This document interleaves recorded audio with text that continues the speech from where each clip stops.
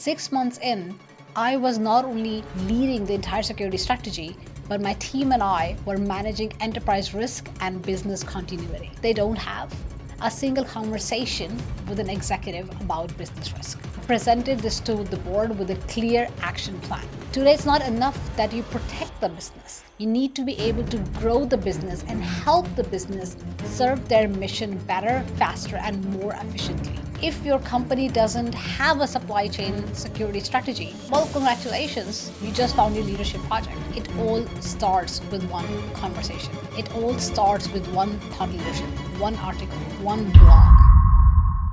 Most people think it takes more than 10 years to become a cybersecurity leader. I did it in 4 years. Here's what I learned, and I won't gatekeep anything. Look, what everyone is collecting certifications like Pokemon cards, real leaders are doing something completely different. And if you're watching this, you're about to find out what that is. Hi, I'm Monica.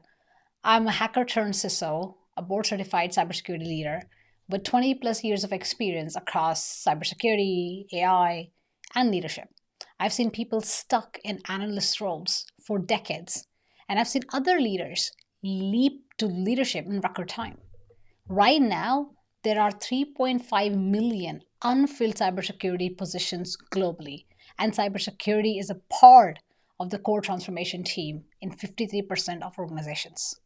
With AI this, AI that, cyber is only going to become more important, not less. The opportunity is massive.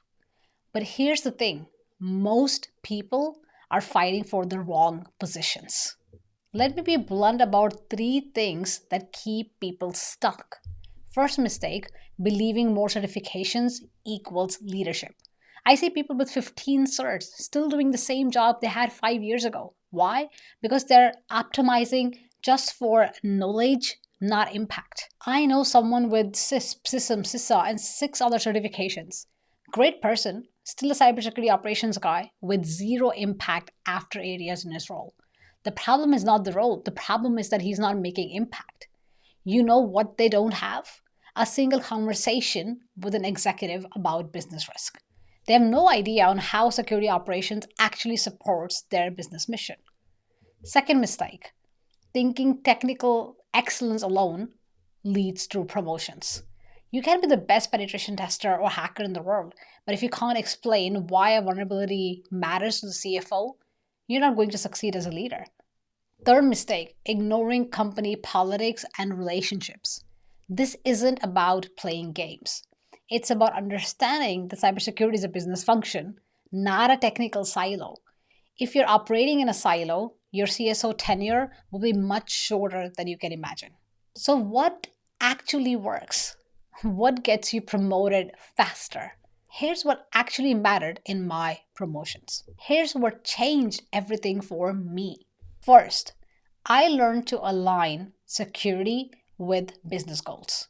Not just saying we need better security, but saying like this security investment will reduce our regulatory risk by 40% or X%, whatever that is, and save us, say, $2 million in potential fines.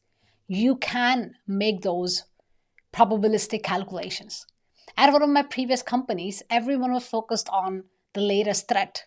I focused on something different. I calculated that our current security posture could cost us $5 million if we failed a compliance audit, or around $2 million if we lost our key customer that was consuming critical services that were exposed to the risk. I presented this to the board with a clear action plan. 6 months in, I was not only leading the entire security strategy, but my team and I were managing enterprise risk and business continuity. Second, I became the go-to person for cybersecurity strategy and helping them grow the business, not just firefighting. Today, it's not enough that you protect the business. You need to be able to grow the business and help the business serve their mission better, faster, and more efficiently. Anyone can respond to incidents. Leaders prepare the business for what's coming next and help them grow it. I have done that in many corporations, even led product portfolios, growing both the portfolio and the revenue through security by more than 20% in just 2 years. Great cybersecurity leaders do not just protect the business, they grow it. That is the biggest difference. That's what stands you apart. That's how you stand out. That's what sets you apart. Third, I took ownership of crisis management, not just technical response, but business communication, the lessons learned, helping the business navigate the murky waters of a security incident and crisis, along with improvement plan. This is where most people fail. They handle the incident but miss the leadership opportunity. 55% of cybersecurity experts report increased stress from threats. But leaders aren't just stressed, they are strategic. You can't be constantly in a stress state or in panic mode. Leaders are thinking about AI threats, supply chain risks, quantum computing before everyone else. That helps you, again, stand out and gets you faster and closer to a security leadership or a promotion. Now, what is the fastest path to cybersecurity leadership? So here's the thing. Your career path is unique. If I were looking to get promoted faster, here's how my roadmap would look like. 3 things that you can do, and you can already start doing it this week.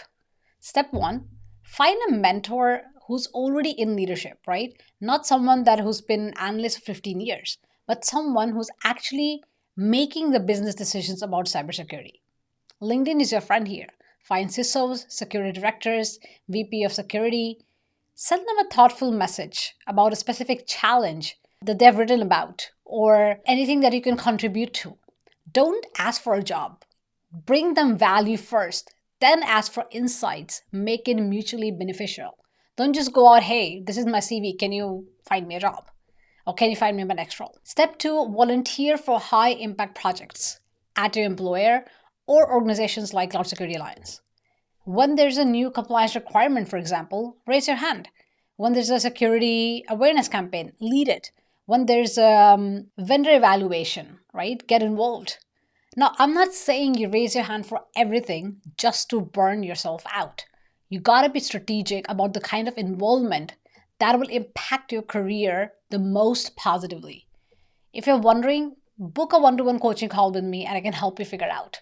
Because you can't say yes to everything, but you need to be able to raise hands in certain cases where there's an area for growth and improvement right away. So for example, a study has shown 45% of global organizations will be affected by supply chain attacks by 2025. If your company doesn't have a supply chain security strategy, well, congratulations, you just found your leadership project. I mean, this is not a new thing, right? Supply chain has been a big issue, but it's just growing. Step number 3, this is the most crucial.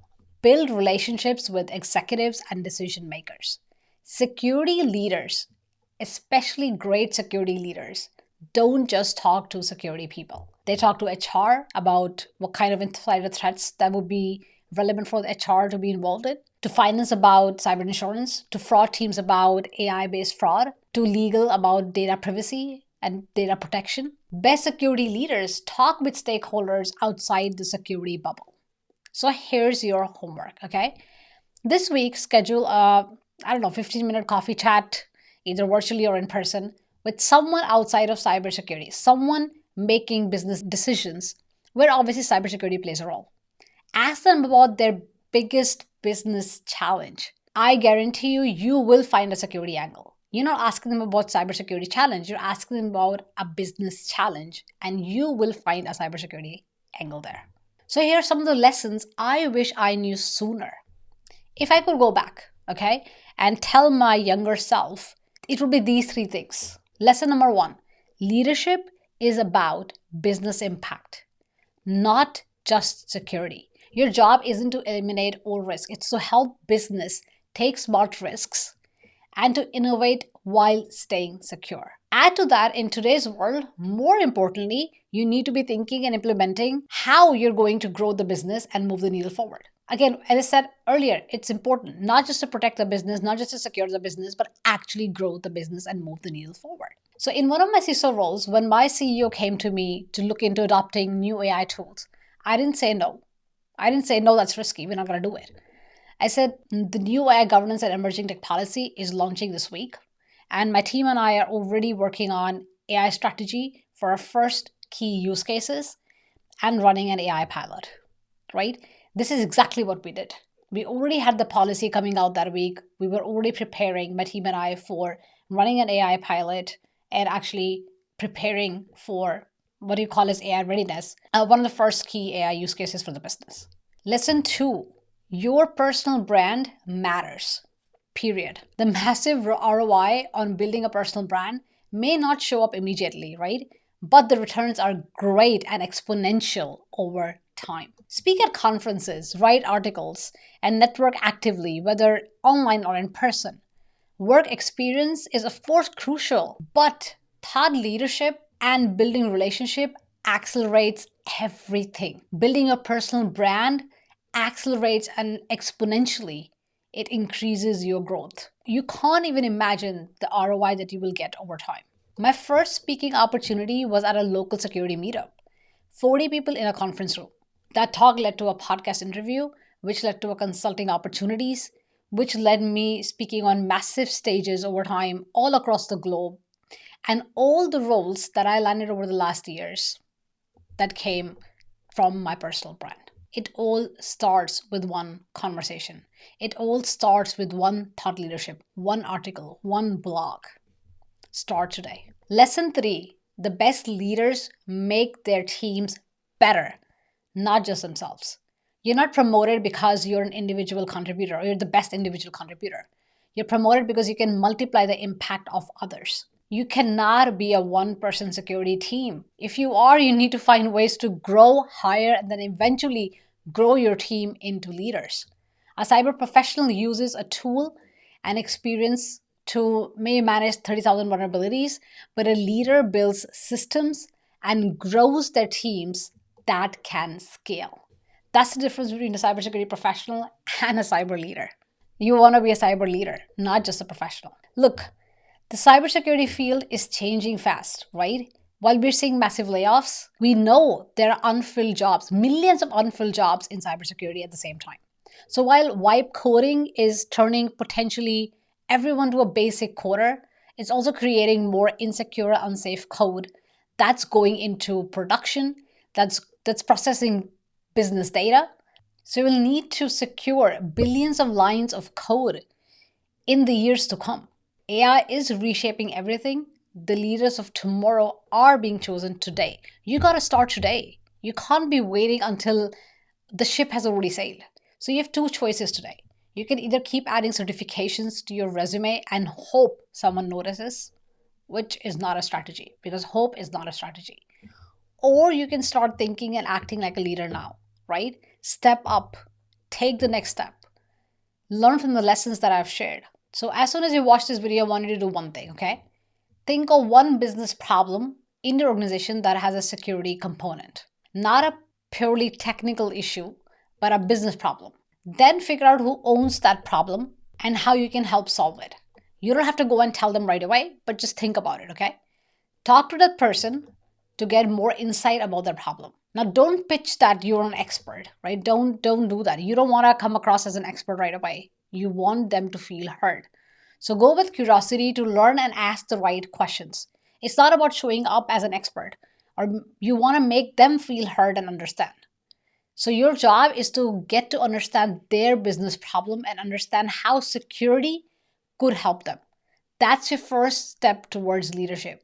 It's not coming across as an expert. It's actually understanding their business problems and how security can help them. You need to have that understanding first. Make them feel heard and understood before you start solving the problem for them.